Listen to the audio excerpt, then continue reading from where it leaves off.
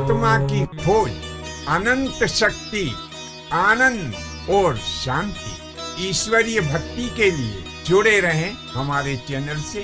आपका अपना चैनल गुरु अशोक तिवारी। लाइक और सब्सक्राइब करना ना भूलें। धन्यवाद। जय माता की, जय परशुराम। श्री गणेशाय नमः। प्रिय बंधुओं, भारतीय ऋषि मुनि और मनीषियों ने बड़ी ही खोज की है और मानव समुदाय को या प्राणी जगत को फ़ायदा पहुंचाने वाली जितनी भी बातें थी, उन सब बातों को उन्होंने धर्म से जोड़ दिया। ऐसी ही एक बात हमें पुराणों में प्राप्त होती है। कौन सी?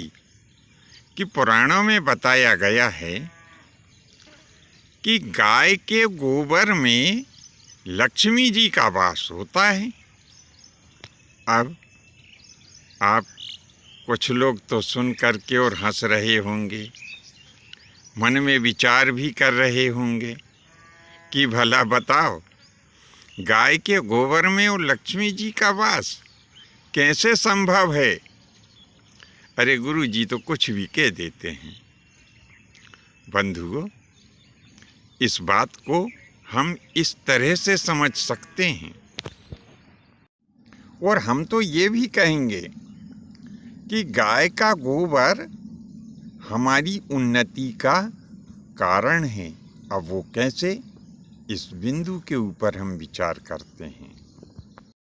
गाय के गोबर के बारे में कृषि वैज्ञानिकों का ऐसा कहना है कि गाय का गोबर अपने आप में संपूर्ण पौष्टिक तत्व लिए हुए एक बहुत ही सुंदर खाद होता है और यह खाद इतना अधिक उपजाऊ होता है कि यदि रासायनिक खाद से इसकी तुलना की जाए तो रासायनिक खाद बहुत ही पीछे रह जाते हैं, क्योंकि रासायनिक खाद हम जब डालते हैं तो वे तत्काल और कुछ समय तक के लिए ही फसल को फ़ायदा पहुंचाते हैं, जबकि गोबर से निर्मित और विशेष तौर से गाय के गोबर से निर्मित जो खाद होता है, उसे यदि हम खेती में डालते हैं तो एक बहुत लंबे समय तक, यानी एक बार हमने गाय के गोबर का खाद यदि खेत में डाल दिया तो लगभग 5 वर्ष तक वह खाद प्रभावी रहता है। इस गोबर के खाद के डालने से हमारी खेती उपजाऊ बनी रहती है। अब दूसरा फ़ायदा हम आपको गाय के गोबर का बता रहे हैं कि गाय के गोबर से उपले, या कहीं कहीं इनको कंडे भी कहते हैं, यह बनाए जाते हैं। इन उपलों या कंडों का उपयोग हमारी रसोई में ईंधन के रूप में होता है। यानी गाय के गोबर से निर्मित जो उपले या कंडे होते हैं, वह रसोई के ईंधन का एक बहुत ही सुंदर और सस्ता विकल्प हो जाते हैं। और इन उपलों या कंडों में सेंक करके यानी पका करके जो भोजन हम तैयार करते हैं, वह वैज्ञानिक दृष्टि से बड़ा ही पौष्टिक होता है। हमने तो समय समय पर गाय के उपलों या कंडों में सेंक करके बाटियां बहुत खाई हैं। बहुत ही स्वादिष्ट और पौष्टिक होती हैं बाटियां। अब इसका हम तीसरा फ़ायदा भी आप लोगों को बता रहे हैं कि जैसे कि हमने पहले बताया कि गाय के गोबर से उपले या कंडों का निर्माण होता है। इन उपलों और कंडों के साथ साथ गाय के गोबर से लकड़ी भी बनाई जाती है। तो इन उपलों, कंडों और गोबर से निर्मित लकड़ी का निर्माण कर आप इसका विक्रय कर लाभ भी ले सकते हैं। यानी इनके बेचने के पश्चात आपको आर्थिक लाभ भी हो सकता है। गाय के गोबर का हम चौथा फायदा आपको बता दें कि यदि आपके यहाँ बहुत सारी गाय हैं और बहुत सा गोबर आपके यहाँ उत्पन्न होता है, तो आप यदि चाहें तो गोबर गैस प्लांट लगवा सकते हैं। ये गोबर गैस प्लांट लगवाने से सर्वप्रथम तो आपके रसोई में जो ईंधन की समस्या है वह समाप्त होती है। दूसरा, गोबर गैस से हम लोग प्रकाश व्यवस्था भी कर सकते हैं।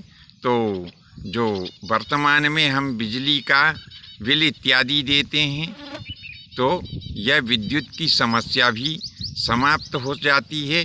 और तीसरा, गोबर गैस से जो बचा हुआ गोबर होता है, उस गोबर से सुंदर खाद भी हम निर्माण कर सकते हैं। तो एक गोबर गैस प्लांट लगवाने से हमको रसोई गैस की समस्या से मुक्ति मिल जाती है, विद्युत यानी प्रकाश की समस्या से जो है निश्चिंतता हो जाती है, और सुंदर खाद का निर्माण भी हो जाता है।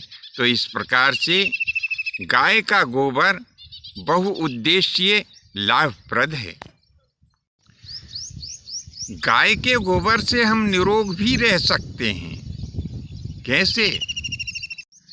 कि जब हम घर में पोंछा इत्यादि लगाएं, तो उस पोंछा लगाने वाले जल में हम थोड़ा सा गोबर मिला लें, तो कहते हैं कि उस गोबर मिश्रित जल से जब हम घर में पोंछा लगाते हैं तो मच्छर और मक्खी यानी जो विष उत्पन्न करने वाले विषाणु हैं वे नष्ट हो जाते हैं।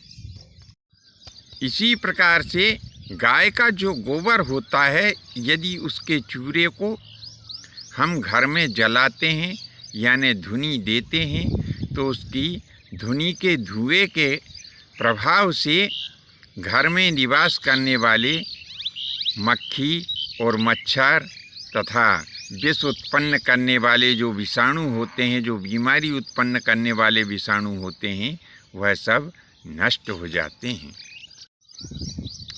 और सबसे बड़ी बात,